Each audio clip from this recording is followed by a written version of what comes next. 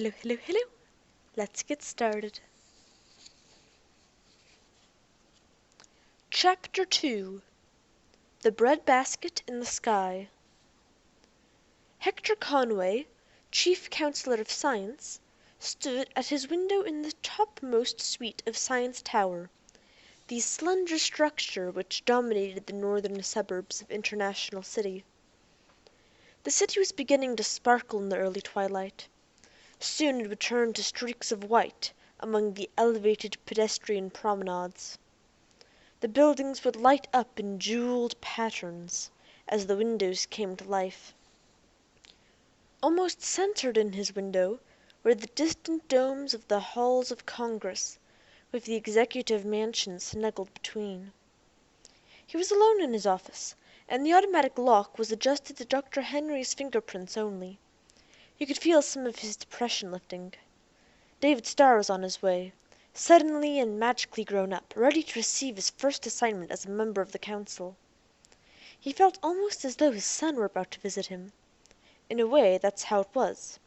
David Starr was his son, his and Augustus Henry's. There had been three of them at first, himself and Gus Henry and Lawrence Starr. How he remembered Lawrence Starr! They had all three gone through school together, qualified for the council together, done their first investigations together, and then Lawrence Starr had been promoted. It was to be expected. He was by far the most brilliant of the three. So he had received a semi-permanent station on Venus, and that was the first time the three had not tackled a proposition together. He had gone with his wife and child. The wife was Barbara, lovely Barbara Starr. Neither Henry nor himself had ever married, and for neither were there any girls to compete with Barbara in memory. When David was born, it was Uncle Gus and Uncle Hector, until he sometimes got confused and called his father Uncle Lawrence. And then, on the trip to Venus, there was the pirate attack. It had been a total massacre. Pirate ships took virtually no prisoners in space, and more than 100 human beings were dead before 2 hours had passed. Among them were Loris and Barbara. Conway could remember that day, the exact minute when the news had reached Science Tower. Patrol ships had shot into space, tracing the pirates. They attacked the asteroid layers in a fury that was completely unprecedented. Whether they caught the particular villains who had gutted the Venus-bound ship, none could ever say, but the pirate power had been broken from that year on. And the patrol ships found something else.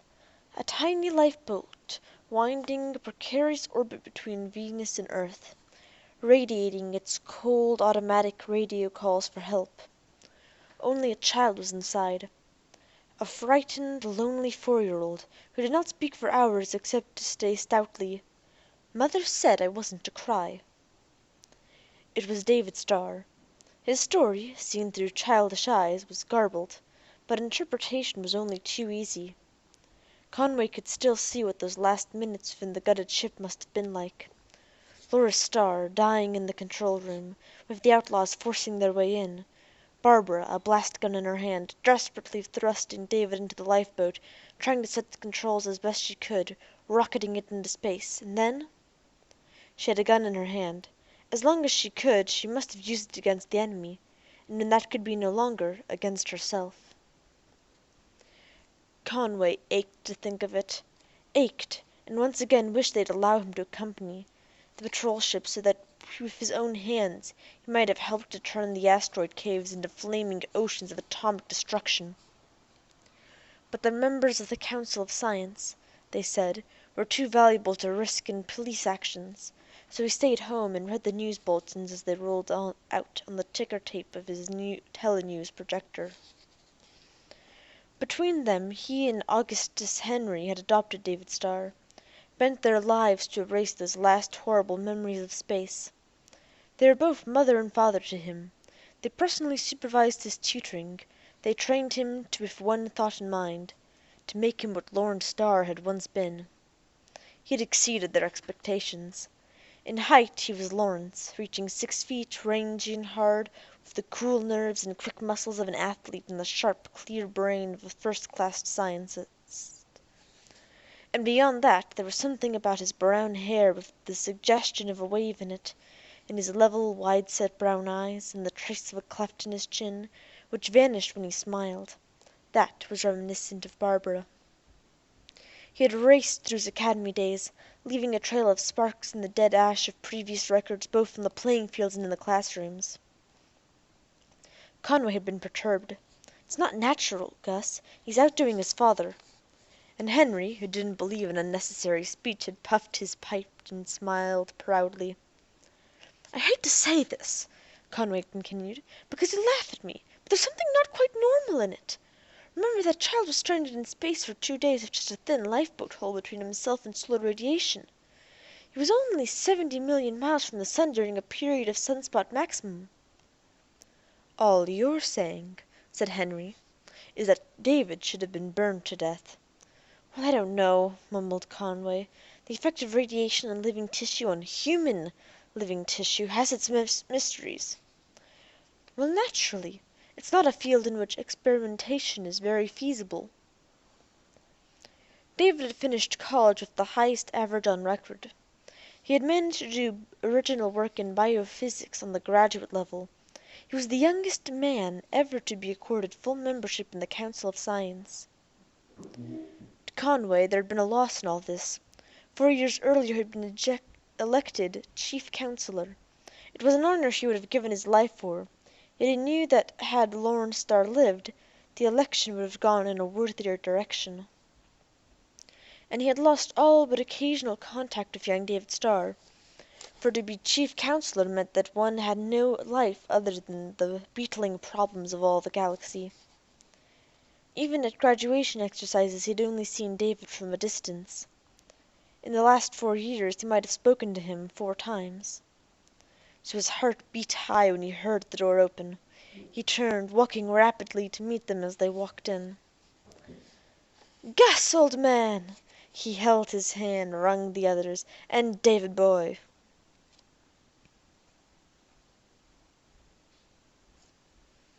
An hour passed. It was true night before they could stop speaking of themselves in turn to the universe. It was David who broke out. He said, "I saw my first poisoning today, Uncle Hector. I knew enough to prevent panic. I wish I knew enough to prevent poisoning." Conway said soberly, "No one knows that much, I suppose. Gus, it was a Martian product again." "No way of telling, Hector, but a marplum was involved." "Suppose," said David Starr, "you let me know anything I'm allowed to know about this." "It's remarkably simple," said Conway. "Horribly simple. In the last 4 months something like 200 people have died immediately after eating some Mars-grown product. It's no known poison, the symptoms are those of no known disease, there is a rapid and complete paralysis of the nerves controlling the diaphragm and the muscles of the chest. It amounts to a paralysis of the lungs which is fatal in 5 minutes. It goes deeper than that, too. In the few cases where we've caught the victims in time, we've tried artificial respiration, as you did, and even iron lungs. They still died in 5 minutes. The heart is affected as well. Autopsies show us nothing except nerve degeneration that must have been unbelievably rapid." "What about the food that poisoned them?" said David. "Dead end," said Conway. "There is always time for the poisoned item or portion to be completely consumed. Other specimens of the same sort at the table, or in the kitchen, are harmless. We fed them to animals and even to human volunteers. The stomach contents of the dead men have yielded uncertain results." "Then how do you know it's food poisoning at all?" "Besides the coincidence of death after eating a Martian product time after time, without known exception, is more than coincidence," David said thoughtfully. "And it isn't contagious, obviously." "No, thank stars for that. Even so, it's bad enough. So far we've kept this as quiet as we can, with full cooperation from the planetary police. 200 deaths in 4 months over the population of all Earth is still a manageable phenomenon, but the rate may increase, and if the people of Earth become aware that any mouthful of Martian food might be their last, The consequences could be horrible. Even though we are able to point out that the death rate is only 50 per month out of a population of 5 billion, each person would think himself certain to be one of those 50. "Yes," said David, "and that would mean that the market for Martian food imports would fall through the floor. It would be too bad for the Martian farming syndicates." "That!" Conway shrugged his shoulders, thrusting aside the problem of the farming syndicates as something of no moment. "Do you see nothing else?" "I see that Earth's own agriculture can support 5 billion people." "That's it exactly. We can't do without food from the colonial planets. There would be starvation on Earth in 6 weeks. Yet if the people are afraid of Martian food, there'll be no preventing that, and don't know how long it can be staved off. Each new death is a new crisis. Will this be the one that the telenews will get hold of? Will the truth come out now? And there's Gus's theory on top of everything." Dr. Henry sat back, tamping tobacco gently into his pipe. "I'm sure, David, that this epidemic of food poisoning is not a natural phenomenon. It's too widespread. It strikes one day in Bengal, the next day in New York, the day after in Zanzibar. There must be intelligence behind it." "I tell you," began Conway. "Let him go on, Uncle Hector," urged David. "If any group were seeking to control Earth, what better move could they make than to strike at our weakest point, our food supply? Earth is the most populous planet in all the galaxy. It should be, since it's mankind's original home, but that very fact makes us the weakest world. In a sense, we're not self-supporting. Our breadbasket is in the sky, on Mars, on Ganymede, on Europa. If you cut the product imports in any manner, either by pirate action or the much more subtle system being used now, we are quickly helpless, that is all." "But," said David, "if that were the case, wouldn't the responsible group communicate with the government, if only to give them an ultimatum?" "It would seem so, but they may be waiting their time, waiting for ripeness. Or they may be dealing with the farmers of Mars directly. The colonists have minds of their own, mistrust Earth, and, in fact, if they see their livelihood threatened, may throw in with these criminals altogether. Maybe even," he puffed strenuously, "they themselves are but I'll make no accusations." "And my part," said David. "What is it you would have me do?" "Let me tell him," said Conway. "David, we want you to go to Central Laboratories on the Moon. You'll be part of the research team investigating the problem. At this moment they are receiving samples of every shipment of food leaving Mars. We are bound to come across some poisoned item. Half of all items are fed to the rats. The remaining portions of any fatal pieces are analyzed, all by all the means at our disposal." "I see. And if Uncle Gus is right? I suppose you have another team on Mars." "Very experienced men. But meanwhile you'll be ready to leave for the Moon tomorrow night?" "Certainly. But if that's the case, may I leave now to get ready?" "Of course. And would there be any objections to using my own ship?" "Not at all." The two scientists, alone in the room, stared down at the fairy tale lights of the city for a long time before either spoke. Finally Conway said, "How like Lawrence he is! But he's still so young. It'll be dangerous." Henry said, "You really think it'll work?" "Certainly!" Conway laughed. "You heard his last question about Mars. He has no intention of going to the Moon. I know him that well, and it's the best way to protect him. The official records will say he's going to the Moon. The men at Central Laboratories are instructed to report his arrival. When he does reach Mars, there will be no reason for your conspirators, if they exist, to take him for a member of the Council. And of course he'll maintain an incognito, because he'll be busy fooling us, he thinks." Conway added, "He's brilliant. He may be able to do something the rest of us could not do. Fortunately he's still young and can be maneuvered. In a few years that'll be impossible. He would see through us." Conway's communicator tinkled gently. He flipped it open. "What is it?" "Personal communication for you, sir." "For me? Transmit it."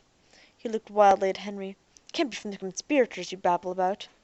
"Open it and see," suggested Henry. Conway sliced the envelope open.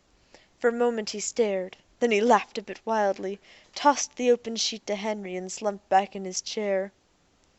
Henry picked it up. There were only two scrawled lines which read, "Have it your way, Mars it is." It was signed David. Henry roared with laughter. You maneuvered him all right. And Conway could not help but to join. And thus ends this chapter. Thank you very much for listening. This is very funny. All right then. Have a good day. Bye.